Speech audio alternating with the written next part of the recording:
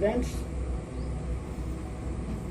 Already का प्रयोग मैंने कल आपको बताया, जिसमें पहले ही इससे पहले के संदर्भ में परफेक्ट टेंस में इसका प्रयोग किया जाता है। लेकिन ऑलमोस्ट का अर्थ होता है करीब करीब या प्रायः सब, अर्थात इसका प्रयोग एडवर्ब के रूप में प्रोग्रेस या उन्नति को एक्सप्रेस करने के लिए किया जाता है। इसका प्रयोग जस्ट उस वर्ड के पहले होता है जिसको वह मॉडिफाई करता है। जैसे Neetu has almost finished his work. Neetu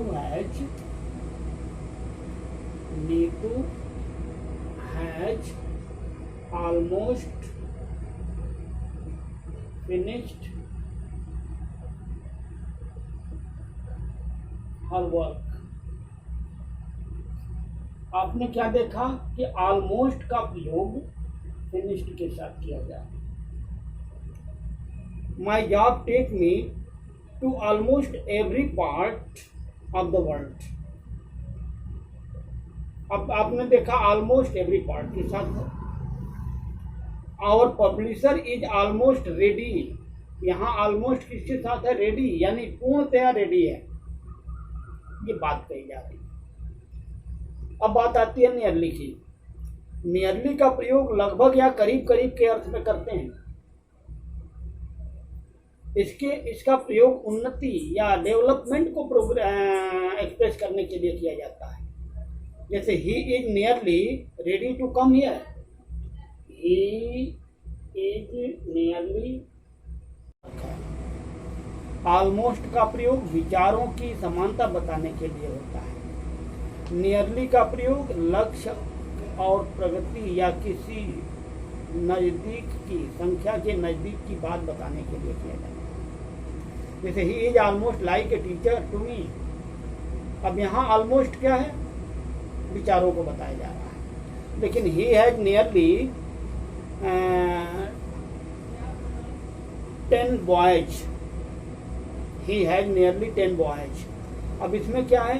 संख्या के लिए किया गया। उसी तरह ऑलमोस्ट का प्रयोग never, nobody, no one, nothing, anybody, anyone, anything, none के पहले होता है। जैसे he has almost nothing to eat. लेकिन नियरली का प्रयोग never, no, nobody, nothing, anything आदि के पहले नहीं होता है, इसके विपरीत हो जाता है, यानी ऑलमोस्ट के विपरीत हो जाता है। अब बात आती है मोस्ट की। मोस्ट का प्रयोग बहुत अधिक के लिए होता है या वेरी मच के संदर्भ में एडवर्ब के रूप में प्रयोग होता है। जैसे the person I like most is my father. यानी मोस्ट का मतलब क्या है? सर्वाधिक। उसी तरह what is worrying you mostly. अब यहाँ मोस्टली का प्रयोग गलत होगा। What is worrying you most, यानी मोस्ट की जगह पर हम मोस्टली का प्रयोग नहीं कर सकते, या मोस्ट तो खुद एडवर्ब है, उसको ly जोड़ करके मोस्टली का प्रयोग करें तो ये गलत होगा। मेनी और मच के संदर्भ में मोस्ट का प्रयोग सुपरलेटिव डिग्री के एडजेक्टिव के पहले होता है। जैसे I did the most I could. The red fort is the most beautiful. मतलब दोनों के संदर्भ में, काउंटेबल और अनकाउंटेबल दोनों के संदर्भ में मोस्ट का प्रयोग होता है, अर्थात मेनी के अर्थ में भी और मच के लिए। मोस्ट का प्रयोग ज्यादातर या अधिकतर के अर्थ में होता है। जैसे most politician, most boys, most food stuff. तो क्या हो जाता है? इसका अर्थ हो जाता है ज्यादातर, अधिकतर, अधिकांश, ये सारे अर्थ में होता है। मोस्ट का प्रयोग प्रचुर मात्रा के रूप में होता है। He had the most to lose, यानी उसके पास पर्याप्त है खोने के लिए। यानी इनफ के संदर्भ में, इनफ, मोर देन इनफ के संदर्भ में भी हम मोस्ट का प्रयोग करते हैं। मोस्ट का प्रयोग अधिकांश भाग, जैसा कि मैंने पहले ही बता दिया, मोस्ट ऑफ द बॉयज, अधिकांश लड़के, most of the land area, most of the number of boys. मतलब इस तरह से हम मोस्ट का प्रयोग अधिकांश के अर्थ में भी करते हैं। इसे कृपया नोट, जो मैं बोलता हूँ उसे वन बाई वन करके नोट में तैयार करने चाहिए। अब बात आती है जैसे एट द मोस्ट, अधिक से अधिक, फॉर द मोस्ट, बहुतया, मोस्ट ऑफ, अधिकांश। थोड़ा सा इस चीज को ध्यान दिया जा सकता है। एट द मोस्ट, अधिक से अधिक,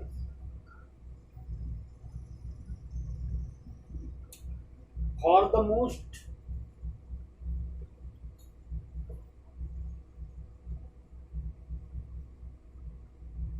क्या हो गया, मुख्यतया, बहुधा,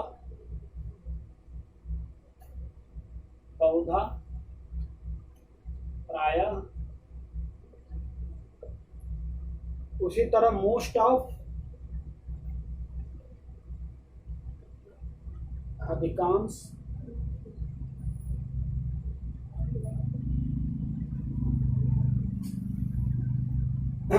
द मोस्ट,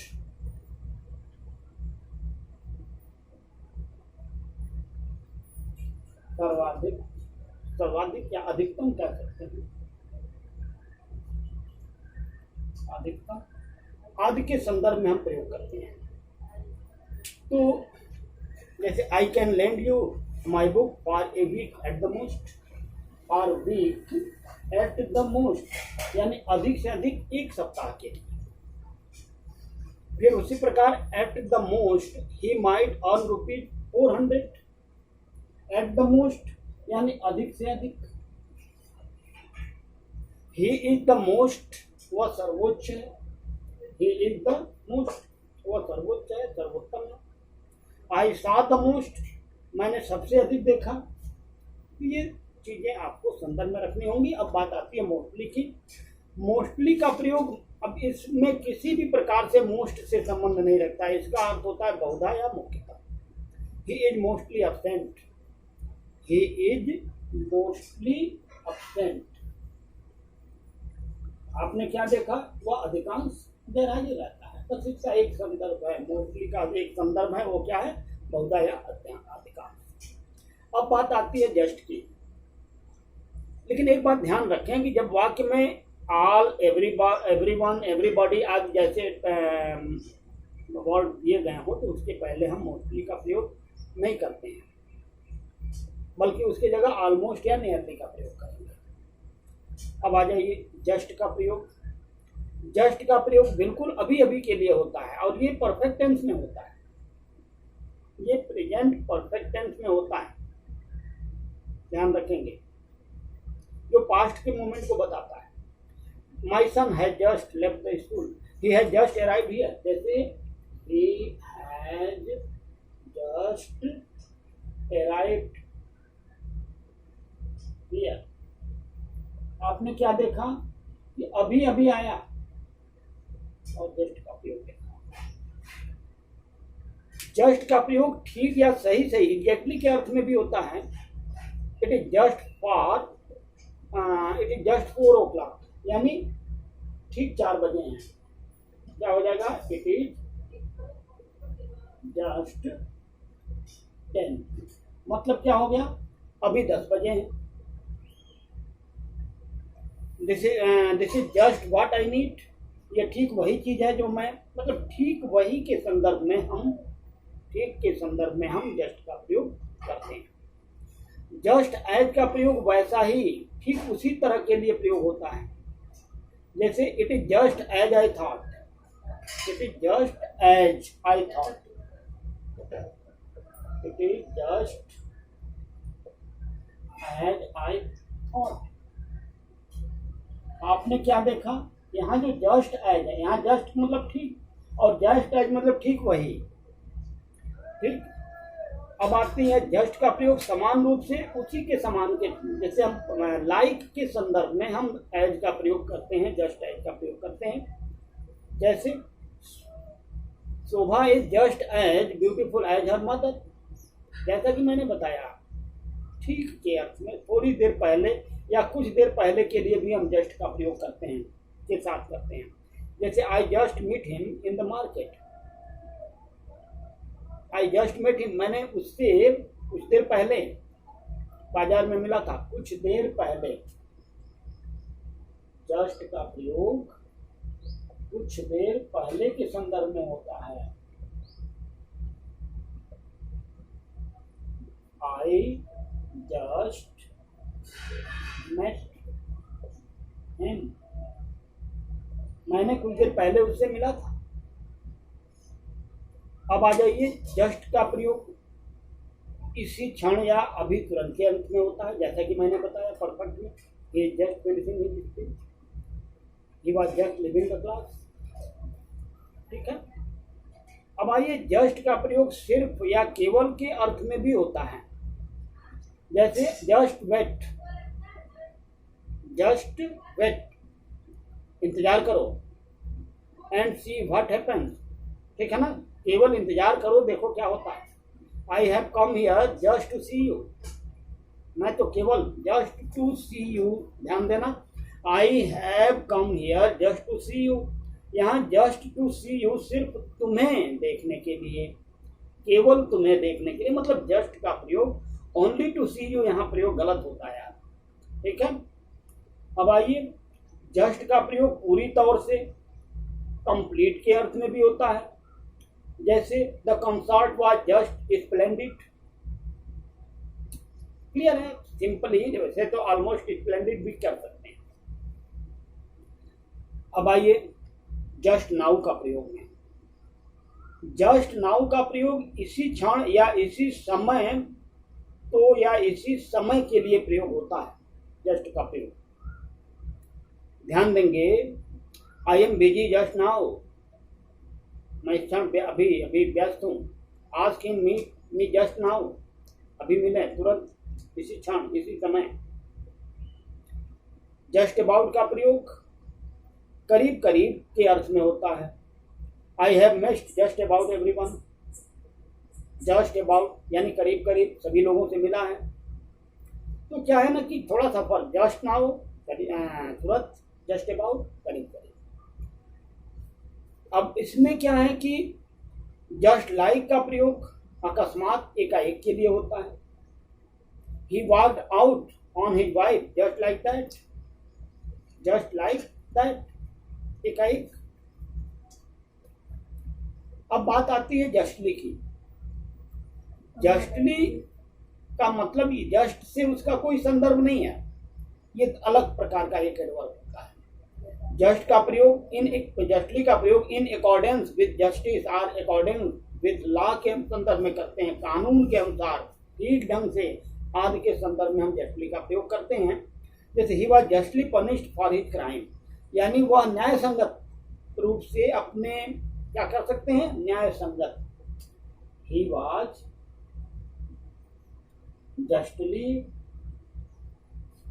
पनिश्ड, मतलब क्या है, वह न्याय संगत रूप से दंडित हुआ। तो इस तरह से जस्टली का प्रयोग होता है। सून का प्रयोग जल्दी, अल्प समय, शीघ्र के संदर्भ में करते हैं। जैसे I shall be back soon, I shall be back soon, मैं जल्दी लौटूंगा, या किसी को हम फोन पर या कहीं भी बोल सकते हैं, कम सून, जल्दी आओ, या किसी भी तरह से शीघ्रता को प्रकट करने के लिए हम सून का प्रयोग करते हैं।